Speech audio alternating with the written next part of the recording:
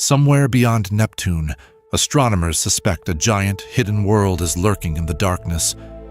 A planet so elusive, we haven't seen it directly, but its fingerprints seem to ripple across the outer edges of our solar system. Imagine a world that could take between 10 and 20,000 years to orbit the sun just once. For over a century, astronomers have wondered, could there be a ninth planet, a lost giant shaping our solar system from afar? If so, where is it? And what secrets does it hold about our cosmic neighborhood? If you stand on Earth and look out past the dazzling pinpricks of the familiar planets, our solar system simply fades into shadow. The 8 planets we can catalog and track, from Mercury all the way out to Neptune, seem to define the boundary between what's known and the inky, frozen expanse of what's left. But the story doesn't end just because things get harder to see. In the mid-19th century, astronomers noticed strange tugs on Uranus's orbit, and soon after, Pluto was discovered, not as the 9th planet everyone expected, but as a much smaller world, unable to explain those odd orbital deviations. That left open a tantalizing possibility. Was there still a massive hidden planet beyond everything we knew? Today, most astronomers refer to this invisible candidate as Planet 9, or sometimes as Planet the 10th, a placeholder for the possibility of a massive planet lurking tens of billions of kilometers from the sun. No telescope has captured its image. Why then do so many believe it might be out there? The answer comes from the Kuiper belt, a vast icy debris field beyond Neptune, filled with countless chunks of rock and ice, some nearly the size of Pluto itself. Astronomers tracking the orbits of far-flung Kuiper belt objects began noticing something strange. Instead of pointing in random directions, the orbits of several of these distant bodies seemed to cluster together, tilting and looping in oddly similar angles. What could herd these objects across such an enormous stretch of space? Here's where the science gets fascinating. The best explanation, some say, is gravitational shepherding, a distant, massive planet repeatedly tugging on these smaller objects, molding their orbits like a cosmic potter shaping clay. Calculations suggest this unseen planet would need to be at least 5 times more massive than Earth, maybe 10 or more. The orbit it would travel is fantastically elongated, swinging hundreds of times farther from the sun than where Earth orbits, far beyond what we can currently resolve with our telescopes. To get a sense of this scale, consider light from the sun takes about 8 minutes to reach Earth. To reach the predicted orbit of Planet 9 at its farthest, a ray of sunlight might take an entire day, over 600 times farther away than Earth's cozy orbit. So far, no one has detected Planet 9 directly, but the evidence continues to pile up. Each year, new observations add more distant objects to the odd grouping in the Kuiper belt. The more objects that fit the pattern, the harder it becomes to explain them without invoking a massive planet, sculpting their motions. But there's an important catch. The farther you look into the solar system, the less complete our surveys become.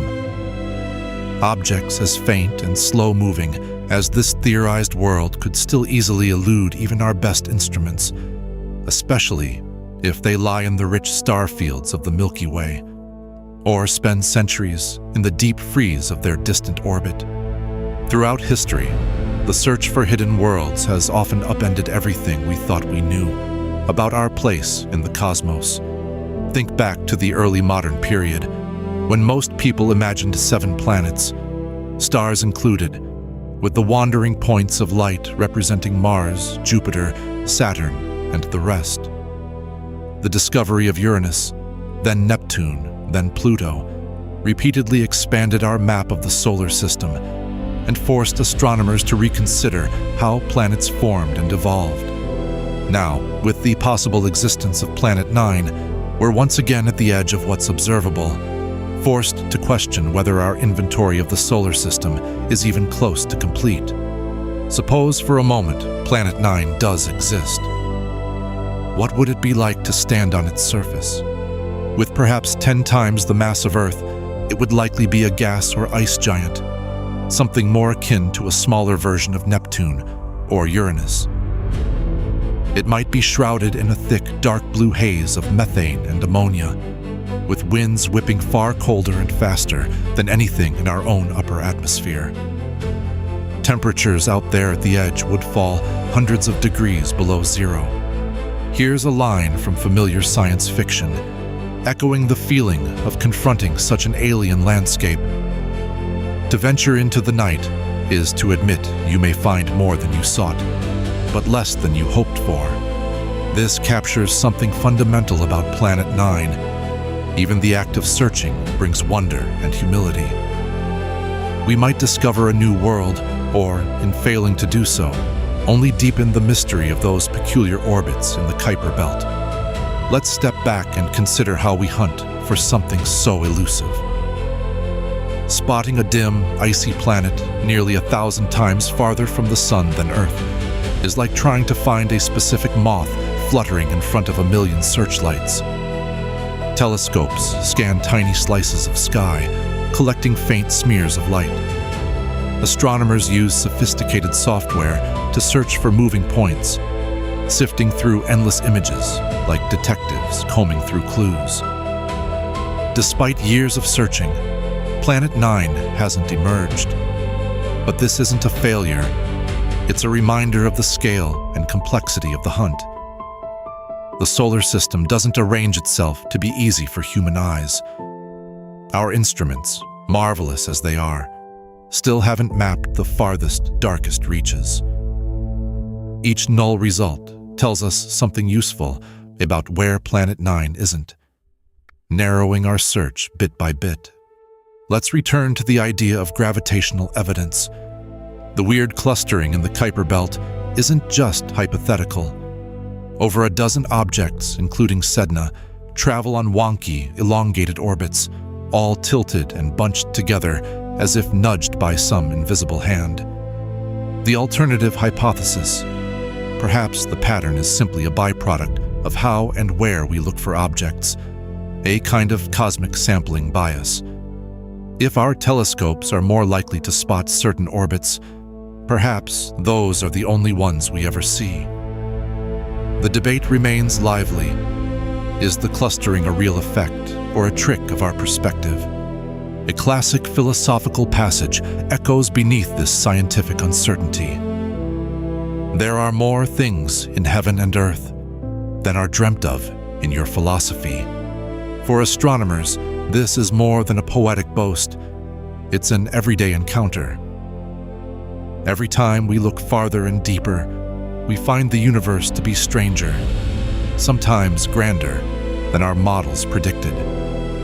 The mere possibility of missing a giant planet so close to home is both exhilarating and humbling. Some have wondered if Planet 9 might actually be something stranger, a lurking black hole, perhaps, or a failed star. Current evidence leans strongly toward a standard planet, but the fact that such speculation is even entertained underscores how little we know about our own backyard. If Planet 9 exists, its discovery will reshape astronomy in a profound way. It could help explain why our solar system's outer edge looks so different from those of other planetary systems. Its presence would challenge and flesh out our models for how planets migrate and how large objects survive the early chaos of planetary formation. Finding Planet 9 would also raise new questions. How did it end up so far from the Sun? Did it form in place, or was it kicked out to the edge by the gravitational dance of Jupiter and Saturn long ago? Or just maybe, was it captured from another star system altogether, making it an interstellar orphan now bound to our Sun? Let's reflect for a moment on the essential mystery.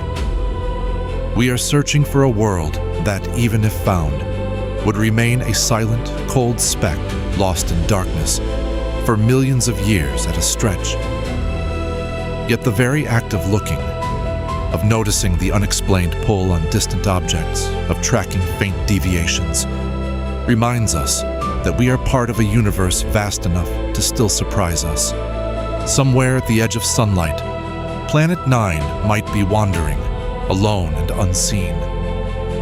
Perhaps in the next decade, a new wide-field sky survey, a telescope with cinematic reach, will finally capture its motion faint against the background stars.